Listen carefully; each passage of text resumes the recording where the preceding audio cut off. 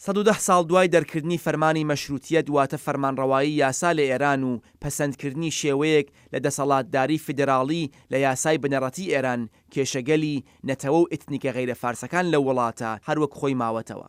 نەتەوەکانی کورد، بەلوچ، عەرەب، تورک و تورکمانی ئێرانی لە ساڵانی دوای شۆڕشی 57 لە هەوڵدان بۆ وەدەستهێنانی مافەکانیان و چەسپاندنی داخوازیەکانیان لە بەرخۆدانی چەکداری تا چالاکی حزبی، مەدەنی و کۆمەڵایەتیان ئەزمون کردووە. پرسی سەرەکی ئەم نەتەوانە و هەروەها کەمایەتی ئاینیەکانی ئێران هێشتا هەر ئەوەیە کە بە چ شێوەیەک دەتوانن داواکاریەکانی خۆیان لە چوارچێوەی ئێراندا دەستەبەرکەن. کۆنفرانسی فرەدەنگی لە ئێران یەک لەو هەوڵانە بوو کە بۆ تاوتۆکردنی ئەم پرسە لە واشنگتۆن بەڕێوە چوو. یەک لە بەشداربوانی کۆنفرانسەکە جەختی لەسەر ئەوە کرد کە پیرۆزبوونی خاک لە ئێران هۆی سەرەکی چارەسەر نەبوونی ئەم کێشەیە.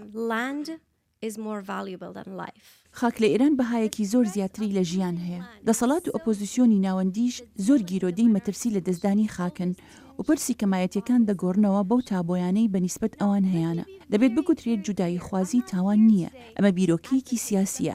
تا کاتێک لە ئێران نەتوانین بەڕاشکاوی باسی جودایی خوازی بکەین، جودایی خوازی وەک بیرۆکەیەکی نەفرەت خوازانە پێناسە بکەین، ئێمە ناتوانین پێکەوە وتوێژ و دانوستان بکەین و لە یەکتێ بگەین. تا کاتێک زەوی و خاک لە ژیانی مرۆڤەکان لە ئێران گرنگیەکی زیاتری هەبێت، ئێمە ناتوانین چاوەڕوانی فرەدەنگی و دیموکراسی لە ئێران بکەین. بەڵام هاوکات لەگەڵ کۆماری ئیسلامی کە بزوتنەوەی نەتەوە سەرهەڵداوەکان و ڕێکخراوەکانیان سەرکوت دەکات، ئۆپۆزیسیۆنی ناوەندی ئێرانیش بە هەڵوێستی نەرێنی یان بە هەڵوێست وەرنەگرتن لەم بارەیەوە هاودەنگی دەسەڵات دەکەن.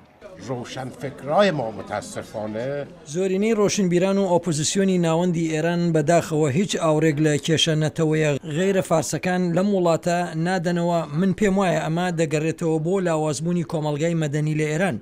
لە دەرەنجامی ساڵانێکی زۆری سەرکوتکردن هزری ئێرانی بە ساوایی ماوەتەوە. ئۆپۆزیسیۆنی ئێرانی پێی وایە داکۆکی لە مافەکانی کەمایەتیەکان لە ئێران دەبێتە هۆی تاوانباربوونی ئەوان بە لایەنگری لە جوداخوازی لە ئێراندا. هەندێک لە ڕفۆرمخوازانی ناوەندی ئێرانی لەسەر ئەو باوەڕن کە ڕفۆرمەکانی ئەوان دەتوانێت کێشەی کەمایەتیەکان و ئتنیکەکانیش چارەسەر بکات. کشور ایران کشوری است که ئێران وڵاتێکی فرەکولتوری و فرێنەتەوەیە و دەبێت ڕێگەچارەی کێشەکانیشی لە ڕێی فرێنەتەوەیەوە بۆی بدۆزرێتەوە. فرەدەنگی ڕێگەچارێ و مەرجی سەرەکی دامەزراندنی سیستمێکی فرەدەنگ واتە پلوراڵ ڕێزگرتن لە هەموو ڕەنگا و ڕەنگیەکانی نێو کۆمەلگایە. بەدەسەڵاتداری یەک زمان، یەک کولتور و یەکنەتەوە، پلورالیزم لە وڵاتێکی فرێنەتەوەییدا دەستەبەر ناکرێت. ئەو ئاستەنگی گەلە لەبەر دروستبوونی کۆمەلگای سیاسی و مەدەنی فرەدەنگی لە ئێراندا هەیە. ئایا هەڵقوڵاوی بیرۆکەی ناسیۆنالیستی ئێرانە یان بەرهەمی ئایدۆلۆژیای ئیسلامی دەسەڵاتدار لە وڵاتەیە؟ ئەو شتێکە لە دەست کۆماری ئیسلامیە کێشین یەکێ لە مشکڵاتمانە. ئەو شتێکە خەڵکی ئێران ئەوانەکە لە ناهان بە سرف ئەمەکە لە یەک ئستان خاصە مخصوصاً لە مەرکەزا لە دنیا لە دایک بوون و گۆرە بوون خۆیان بە بارتر ئەزانن بە فکرەکەن فقط ئەوانن کە لە حقوق ئینسانیە بە بەرخۆردار بن. مەرحەلەی دوو مشکڵاتمانە. چالاکانی سیاسی و مەدەنی مافەکانی نەتەوە غەیرە فارسەکان دەڵێن تەنیا گۆڕینی پێکهاتەی سیاسی لە ئێران دەتوانێت هەوێنی دەستەبەرکردنی مافەکانی ئەوان خۆش بکات. کێشەی کەمایەتەکان دەکرێت بێ ئەوەی مەترسی بۆ ئێران ساز بکات چارەسەر بکرێت. بزوتنەوە و ڕێکخراوە سەرەکیەکانی عەرەب و بەلوچ لە ئێران جودایی خواز نین، بەڵام بەردەوام بڕیاردانی ناڕەوا لەلایەن دەسەڵاتەوە دژی کەمایەتەکان و نەگۆڕانی ئەو پێکاتە تاکنەتەوەیە دەتوانێت ببێتە هۆی زیادبوونی جودایی خوازان و هەوڵدان بۆ دەستەبەرکردنی جودایی.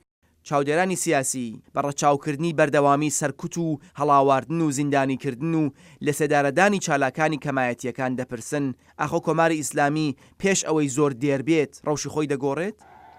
شاهد عەلەوی، دەنگی ئەمەریکا.